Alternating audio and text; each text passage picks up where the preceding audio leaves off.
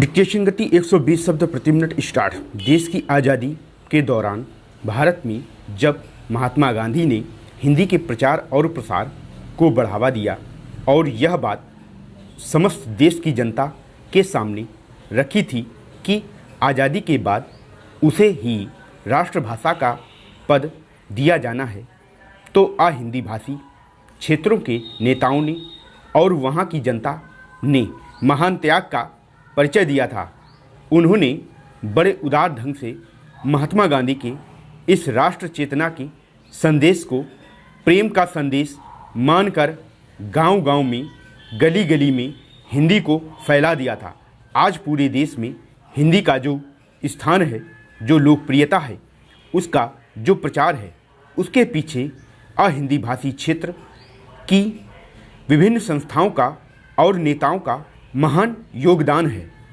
आज़ादी के बाद हिंदी की शब्दावली के निर्माण का कार्य जब हाथ में लिया गया, तब उसमें ऐसे अनेक शब्द अन्य भारतीय भाषाओं के ले लिए गए जो कि ऐसे भावों को व्यक्त करने के लिए आवश्यक थे, किंतु हिंदी में नहीं थे।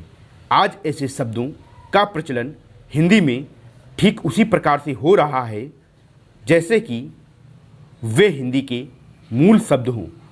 अन्य भारतीय भाषाओं में भी आज हिंदी की शब्दावली का काफ़ी मात्रा में प्रयोग किया जाने लगा है। शब्दों के इस आदान प्रदान से देश की सभी भाषाएं पहले की तुलना में आज परस्पर निकट आती जा रही हैं और वह दिन दूर नहीं जब कि एक भाषा को जानने वाले देश की कई भाषाओं को सहज ही में समझ और जान सकेंगे।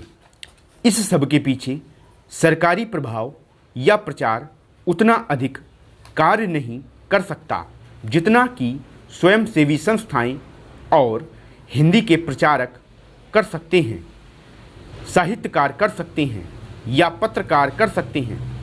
इस अवसर पर मैं यह भी कहना चाहूँगा कि जिस त्याग की भावना से गांधी जी के समय में हिंदी प्रचारकों ने कार्य किया था, उसी भावना से आज भी कार्य करने की आवश्यकता है।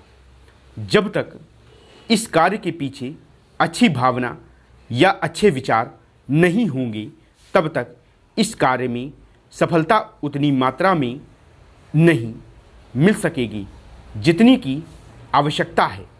यदि हिंदी में भी कोई संकुचित भावना इस बीच में आ गई हो तो उसे भी दूर करना होगा।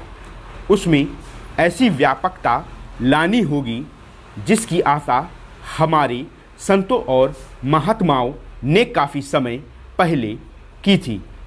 आज हिंदी से धर्म, भाषा, संप्रदाय, जाति, प्रांत की सीमाओं को छोड़कर पूरे देश को एक सूत्र में बांधने की जहां अपेक्षा की जाती है, वहीं उससे यह भी आशा की जाती है कि वह विदेशों में जाकर विश्व के विभिन्न राष्ट्रों में इसी प्रकार से भाईचारे और सांस्कृतिक समन्वय का संदेश दे सकती है।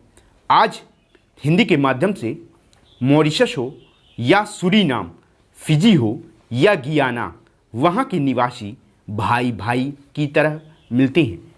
कुछ दिन पूर्व मॉरिशस में जाने पर मुझे एक ऐसा अवसर मिला था कि मैं वहाँ एक भाई के घर गया था। जब मैं उनके पास गया तो मैंने केवल कुछ हिंदी शब्दों का प्रयोग किया था। उन्हें सुनकर उनकी गृहिणी प्रेम से भर गईं। उनकी आंखों में आंसू आ गए यह देखकर कि उनके घर में एक परदेशी ने हिंदी में बात की, उनकी अपनी बोली में बात की।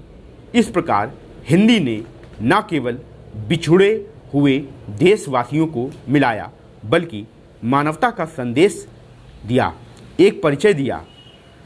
आज हिंदी जिस प्रकार से मॉरिशस, सूरीनाम आदि देशों में ही नहीं, इंग्लैंड, अमेरिका, कनाडा आदि में पनप रही है, उससे आशा सहज ही हो जाती है कि वह विश्व भाषा का रूप शीघ्र ही धारण कर सकेगी।